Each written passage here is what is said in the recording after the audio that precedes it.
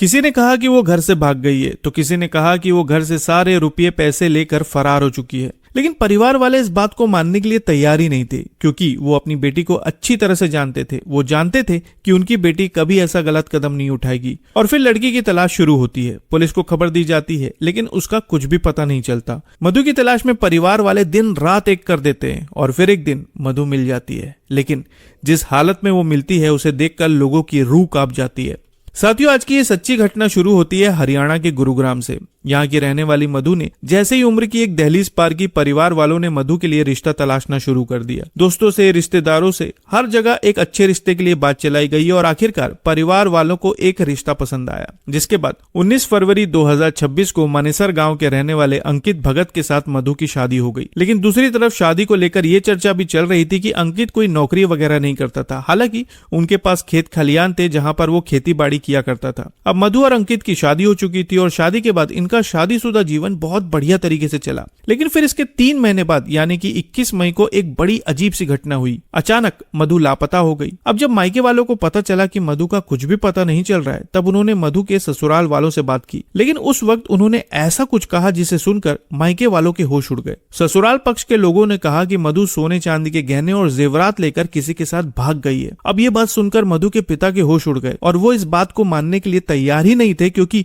वो अपनी बेटी को अच्छी तरह से जानते थे कि उनकी बेटी ऐसा कोई भी गलत कदम कभी नहीं उठाएगी। उन्हें शक हुआ कि जरूर मधु के साथ कुछ हुआ है। अब इसके बाद उन्होंने 21 मई को ही मानेसर थाने में मधु की गुमशुदगी की रिपोर्ट दर्ज करवाई। लेकिन जैसे ही रिपोर्ट दर्ज होती है, अंकित यानी कि उनका दामाद अचानक गायब हो जाता है। अब उसका कुछ भी पता नहीं चल रहा था। किसी को समझ में नहीं आ रहा था कि आखिर चल क्या रहा है। पहले मधु गायब हुई और अब अंकित भी लापता है। दूसरी तरफ रिपोर्ट दर्ज हो चुकी थी, लेकिन फिर भी मधु के मायके वालों ने अपने स्तर से मधु की तलाश शुरू कर दी। तलाश करते करते उन्होंने जब मधु के ससुराल के आसपास रहने वाले लोगों से पूछताछ की, तो कुछ लोगों ने बताया कि 21 मई को मधु को उसके पति अंकित के साथ स्कूटी पर कहीं जाते हुए देखा गया था। अब ये जानकारी हैरान करने वाली थी, क्योंकि पहले मधु के ससुराल पक्ष के लोग कह रहे थे कि वो किसी के साथ भाग गई है, लेकिन लोगों के अनुसार मधु को अपने पति अंकित के साथ जाते हुए देखा गया था। अब जैसे ही ये बात सामने आई, शक की सुई अंकित की तरफ घूम गई, लेकिन अंकित लापता था। अब इसके बाद अंकित के बैकग्राउंड की जांच की गई, तो अब एक बड़ी अजीब सी और हैरान करने वाली बात सामने आई।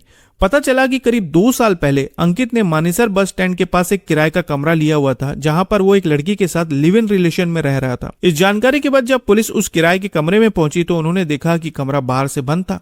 जिसके बाद पुलिस ने कमरे का दरवाजा तोड़ा और जैसे ही वो अंदर दाखिल हुए, एक तेज बदबू ने उनके होश उड़ा दिए। पूरे कमरे में तेज बदबू फैली हुई थी। जिसके बाद पुलिस उस दुर्गंध का पीछा करते हुए जैसे ही कमरे में बने बाथरूम के पास पहुंची, तो वहां का नजारा देखकर उनके होश उड़ गए। बाथरूम में मधु का शव पड़ा हुआ था, जो बेहद बुरी स्थिति में था। शव को अपने कब्जे में लेकर पुलिस ने पीएम के लिए भेज दिया। लेकिन उस मकान के इर्द गिर्द रहने वाले लोगों से जब पूछताछ की गई, तब यह बात सामने आई कि 22 मई की रात को अंकित और उसकी प्रेमिका को हड़बड़ाहट में कमरे से जाते हुए देखा गया था। फिलहाल यह शंका जताई जा रही है कि अंकित ने 21 और 22 मई की रात को ही इस वारदात को अंजाम दिया होगा। खबरों की माने तो अंकित और उसकी प्रेमिका दोनों फरार हैं, जिसकी लगातार तलाश की जा रही है। लेकिन इस घटना से आप समझ सकते हैं कि रिश्ता तय करते वक्त सावधानी कितनी ज्यादा जरूरी है। अगर रिश्ता जोड़ने से पहले मधु के परिवार वालों ने अंकित का बैकग्राउंड चेक करवाया होता, तो शायद आज मधु जिंदा होती। और हमेशा यही कहा जाता है कि कोई भी रिश्ता जोड़ने से पहले एक दूसरे के बारे में जानना बहुत जरूरी है, क्योंकि किसका इतिहास कैसा है आप सिर्फ चेहरा और हुलिया देखकर नहीं बता सकते। फिलहाल अंकित और उसकी प्रेमिका फरार है और उनकी गिरफ्तारी के बाद ही पता चल पाएगा